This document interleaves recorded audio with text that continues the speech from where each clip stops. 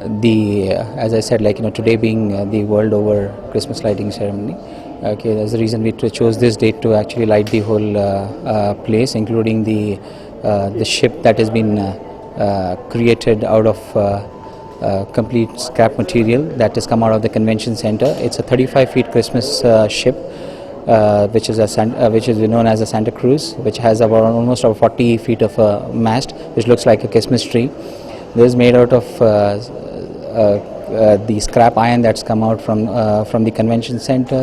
A lot of paper, a lot of hard work from people, PET bottles that has been used in here, and so this is the whole idea of doing this was to actually spread awareness amongst people to follow sustainable steps and to ensure that follow the three main thumb rules of reduce, recycle and reuse wastages.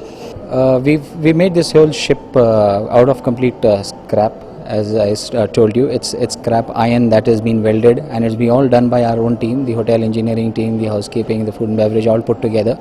They have made this huge gigantic ship, which is about 35 feet and long, and about 40 feet tall is the mast of the ship. And at the same time, we also would like to talk about the celebration that is there in the for the Christmas. On the 24th evening, we have a turkey dinner, okay, for all our guests. They can come over here, enjoy the evening along with their kids. And the following, we also have a good Christmas brunch, okay, so that in case people want to come on the 25th, I'm sure they can have a great time along with their kids. We have, in fact, I want to showcase this, that we have everything for everyone. Rather, kids have a great play area around this place, so that they have an activity that they can do. In fact, we also have a kids carnival on that day, which is an activity for kids. And at the same time, New Year is also a fun-filled activity.